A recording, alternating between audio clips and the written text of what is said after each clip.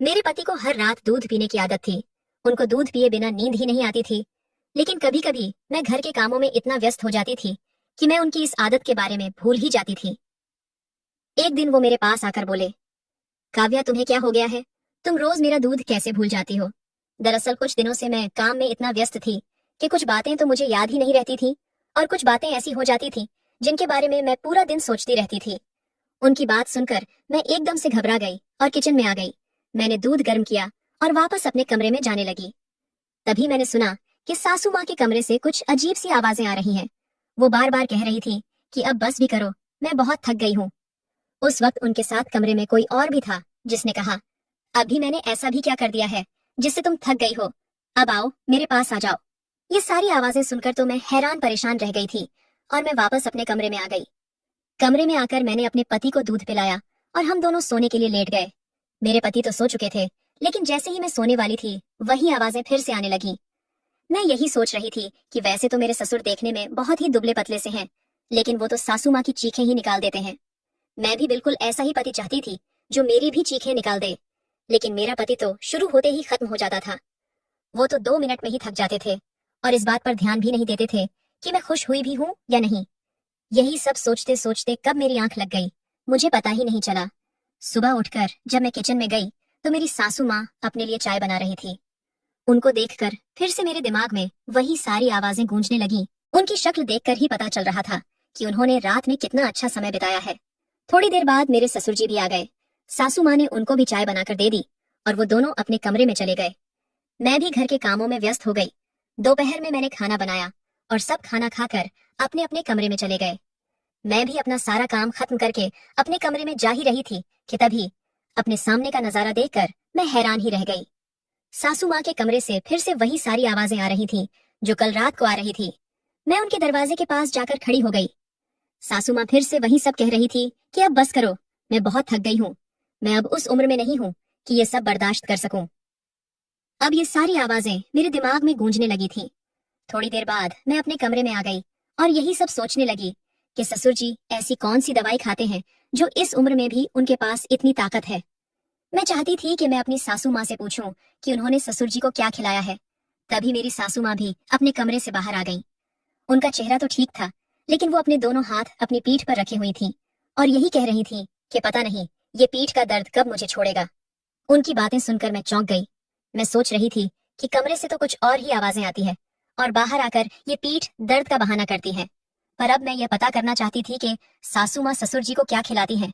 वो ऐसा क्या खाते हैं कि इस बुढ़ापे में भी उनके पास इतनी ताकत है। दूसरी तरफ मेरा पति है जो 2 मिनट में ही हथियार डाल देता है। वो बहुत जल्दी थक जाते थे और सोने चले जाते थे। मेरी शादी के बाद से ही कभी ऐसा नहीं हुआ था कि मैं अपने पति से पूरी तरीके से संतुष्ट हुई हूँ। उनके सो जाने के बाद मैं पूरी रात अपने पति के प्यार के लिए तड़पती रहती थी। मेरी सास वो जिंदगी जी रही थी जो मैं हमेशा से जीना चाहती थी। काश मेरा पति भी ससुर जी की तरह होता तो मैं भी अपनी जिंदगी के और मजे ले पाती। मेरी भी सारी इच्छाएं पूरी होती और मुझे भी एक जलबिन मछली की तरह तड़पना नहीं पड़ता। मैं किचन में आकर काम करने लगी, पर मेरे कानों में बार बार वही सारी आवाजें गूंज रही थीं। उन सब के बारे में सोचकर मेरे बदन में एक सिहरन सी पैदा हो जाती थी। मैं भी उस सुख के लिए तड़प उठती थी जो मुझे कभी मिला ही नहीं था। एक बार मैं अपने कमरे में बैठी हुई यही सब सोच रही थी, तभी मेरे दिमाग में ख्याल आया कि क्यों ना मैं अपनी सासू माँ के कमरे में झांक कर देखूं। मेरे दिल में उन दोनों को देखने की इच्छा हो रही थी। यही सोचकर मैं अपने कमरे से बाहर निकली और उनके कमरे के दरवाजे के पास जाकर खड़ी हो गई। मैं खिड़की के बाहर खड़े होकर उनके कमरे से आ रही आवाज सुनने लगी।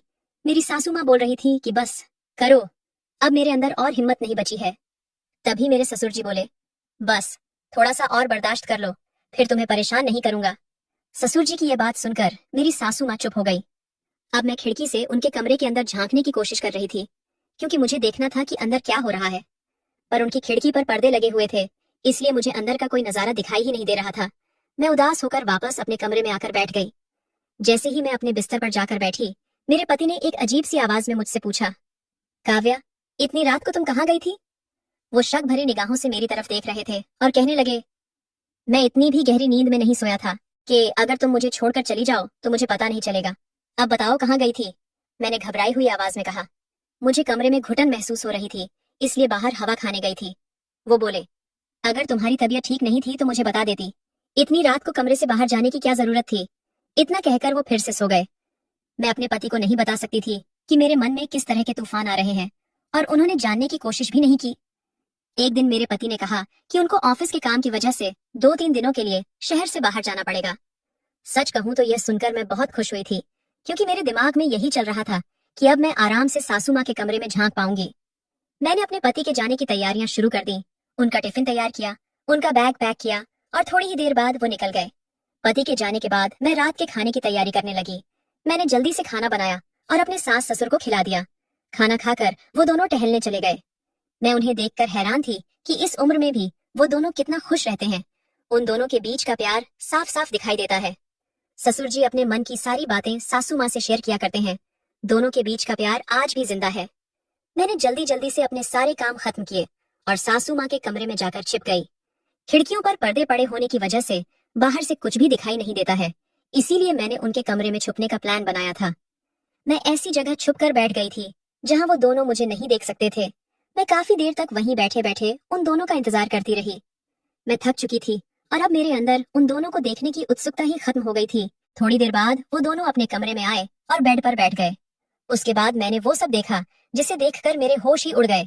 ससुर जी सासू माँ को खुश करने के लिए हर तरह के प्रयास कर रहे थे। वो अपनी खुशी के साथ साथ सासू माँ की खुशी का भी ध्यान रख रहे थे, और यह देखकर मैं यह सोच रही थी कि मेरे ससुर सासू माँ से कितना प्यार करते हैं, जबकि मेरे पति तो मुझे खुश तक नहीं रख पाते हैं।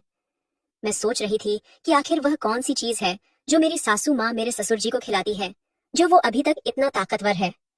मैं चाहती थी कि मैं वही चीज अपने पति को भी दे दूं, ताकि वह भी थोड़ा ताकतवर हो जाए और मुझसे प्यार करने लगे। मैं अपने सास ससुर को ये सब करते देख ही रही थी कि अचानक से ना जाने मुझे क्या हुआ और मैं उनके सामने जाकर खड़ी हो गई। मुझे सामने खड़ा देखकर वह दोनों चौंक गए। उन दोनों को यकीन ही नहीं हो रहा था कि मैंने उन दोनों को ये सब करते हुए देख लिया है। वो दोनों कुछ देर के लिए तो चौंके, लेकिन फिर मेरे सास ससुर ने मुझे भी उनकी पार्टी में शामिल कर लिया।